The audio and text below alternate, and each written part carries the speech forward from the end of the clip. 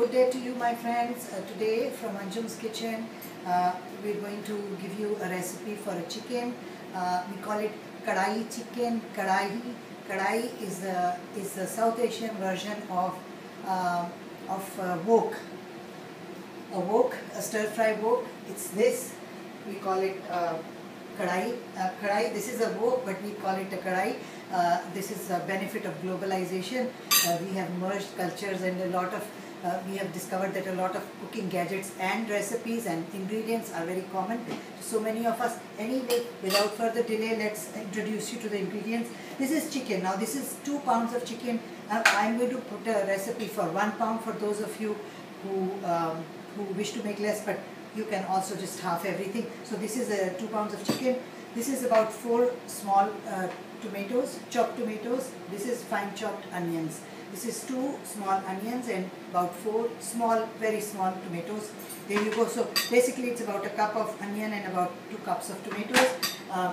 In our dry ingredients we have here, we have salt, of course. We have turmeric powder, 1 teaspoon of turmeric powder, a full teaspoon of chili flakes, red chili flakes. This is coriander, thick grind coriander. This is thick, crushed, pounded cumin, zira we call it, cumin. This is salt and garam masala powder we will put later. We have ginger garlic paste, about 2 teaspoons of ginger garlic paste, 2 full teaspoons, teaspoon of ginger and teaspoon of garlic. This is garlic, julienne garlic. You can use chopped, sliced, thin slice, whatever. And this is cilantro and some green chili for garnish. Let's start. Now there is half cup of oil. I have started heating the oil and my pan to save time. So in this oil we're going to add our ginger garlic paste and the chicken. Now careful, it splutters, so you have to be careful not to burn yourself. Also my oil did get a little hot. You can also put it in medium hot oil and then just heat it. So there you go. I'm just going to be frying this for about 5 minutes and then I'll see you in 5 minutes. So my friends, in 5 minutes this is what the chicken looks like. Now the purpose is not to really fry the chicken and cook it, it's just to remove the rawness. So as you can see, it has changed its colors. All the pieces are white. And now exactly 5 minutes I fried it and fried between medium, high and high. Now I'm going to keep the garam masala powder for last. Like I said, I'm going to start adding other spices. This is the crushed chili, right? This is the turmeric powder. Turmeric powder, by the way, is a very healthy spice. It has many qualities. This is coriander, crushed coriander.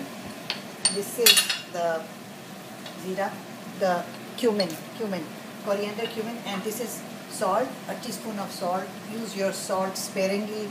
You can always add more later, but too much salt also spoils the taste of the food. Makes it difficult to eat. Okay, there you go. Now I'm just going to give a little mix, just a little stir, and then we're just going to cover and let this meat simmer in these spices for about 20 to 30 minutes depending on the size of the meat. Now my pieces are quite small, so in 20 minutes it should be done. As you can see, I just mix them so that the pieces are all coated. The stove is going low and I'm going to cover it and I'm going to see you in 20 minutes. So this is in about 20 minutes. When you see that your chicken is half cooked, it's not supposed to be fully cooked because we're going to add this. I'm now going to add the tomato, the onion, and I am going to, now I'm not going to stir it. If you really stir it a lot, then the onion releases a lot of water, and the tomato, and then it just keeps getting watery. And my magic ingredient, the flavor enhancer, just a sprinkle of sugar.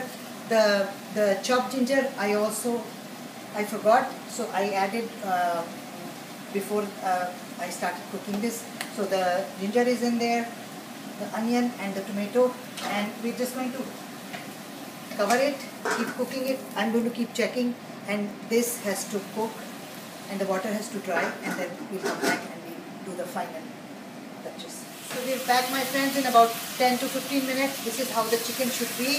Now the real Karahi chicken, the authentic traditional, is cooked with a lot of oil.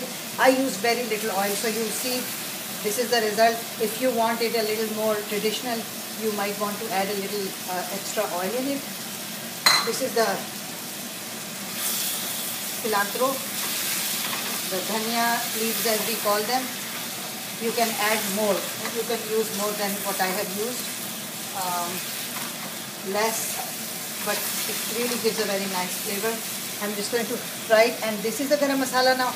Now I decided that my chili is enough, so I'm going to just use half of it. This is how it goes with this cooking. You do whatever you feel comfortable doing. There is no hard and fast rule. This is not like baking where you have to follow or the cake will not come out good, your muffins have to be perfect. This kind of cooking is your choice. I actually, once again, am not a professional cook. I'm a mom who learned to cook for my children, and therefore I just give you the basic ideas that I have, and then you have to work around them and choose your own preferences. So there you go. This is our Karahi chicken. You just fry it for a few minutes more if you wish. Otherwise, this is it, and we just garnish. And I actually serve just the way it is, because Karahi chicken in a Karahi, but you can dish it out and serve it like that with rice, with chapati, with flat bread and naan. But this is it. Please try it and let me know how it came. Enjoy, and we'll see you soon.